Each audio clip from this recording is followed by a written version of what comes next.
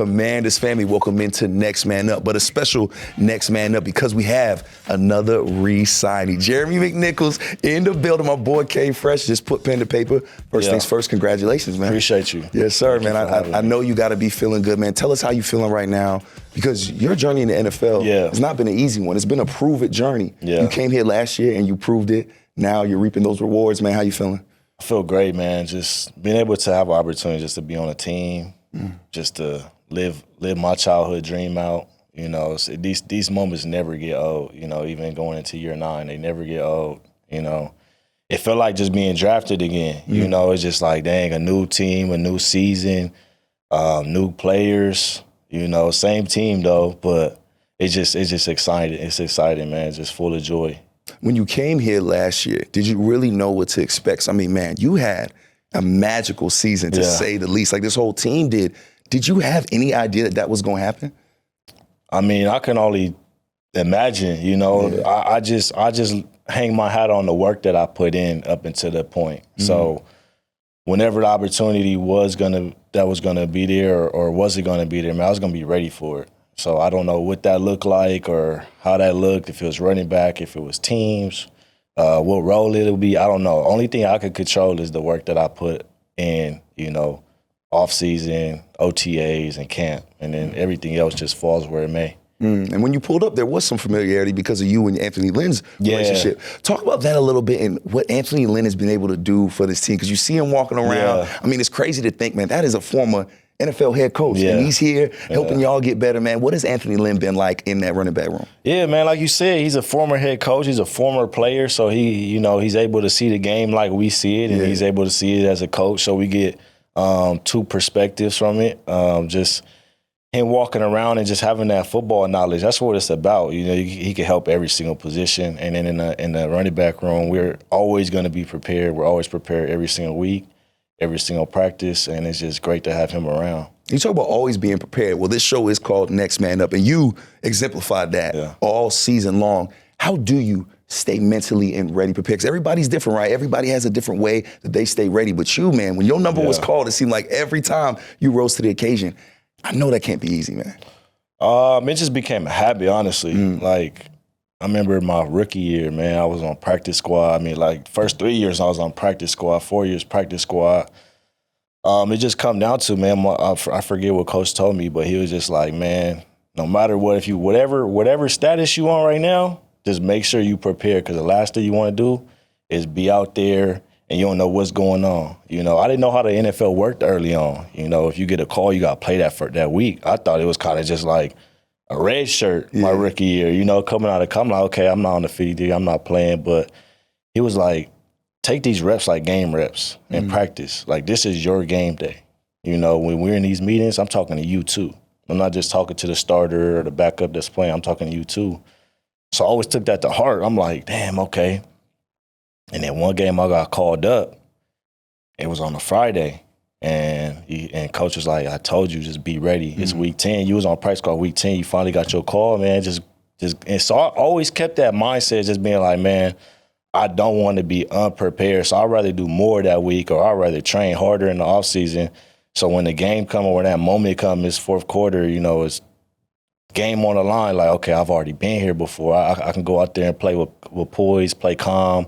And so just being ready is just what I always hung my hat on. And it's easier said than done, right? Because, I mean, you're a very confident man. You're an NFL player. When you're getting cut, when you're going on practice squads, man, that has to build a little chip on your shoulder, man. Do you carry a chip on your shoulder, like a prove it type deal? For sure. It's not even prove it, but definitely a chip on my shoulder. Like, I remember every team that cuts me. You know, I remember every team. Like, I remember all those different type of things just to keep that edge that I play with every single day or practice with every single day. Like, you know, like, hey, they cut you on Sunday, so what you gonna go do? You know, I'm playing games with myself in my mind just to get me going. Like, you're right. Like, we got to go show up this week. So that's where I'm at with it, man. Just staying ready. It's crazy those things we have to do to stay ready and stay motivated. But now you're in a situation now where you got a team that kept you and wanted you back. And now you're here now. So where are you going to get that motivation from now? Because you're looking at all those other teams that forgot about you, but now you're in a place that loves you, that honors you, that wants you to be here.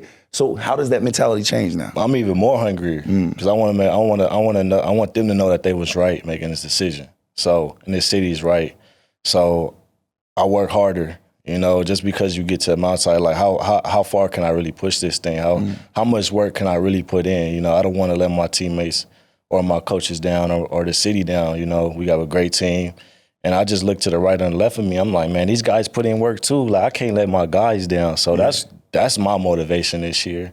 I want to make sure that we go out there every single Sunday and put our best foot forward. And, whatever role is going to be there, whatever leadership role is, I'll be there for it. And there's got to be a benefit for you guys, the offensive guys. Like I was talking to Zach Ertz, and he was mentioning how Cliff Kingsbury, this is the second time being in the same offensive system. Yeah. That's not always normal, man. Yeah. Some guys are in a different system each and every year. You're a little familiar with that. Yeah. Now that you get to be in this system again, man, how optimistic are you? How much are you looking forward to the future of this offense, getting able to run it back with almost all the same guys?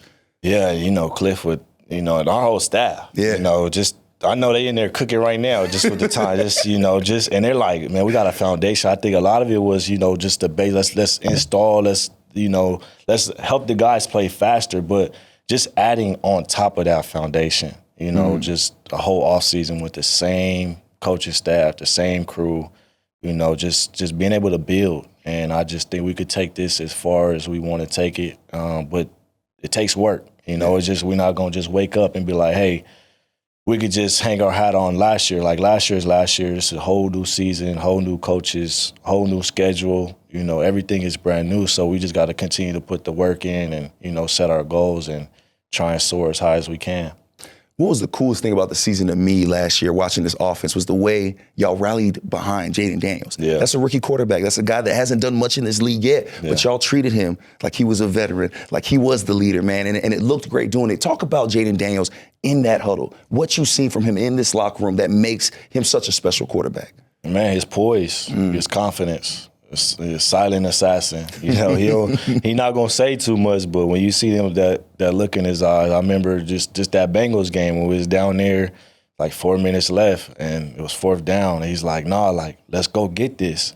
When you got a QB with that confidence, everybody else is just gonna spread, and just rallying behind him because we could believe in him. He got the talent, he got the leadership. We know what he can do on that field, and he proves it. In the classroom, showing up early, in the weight room, locker room, on the field, obviously.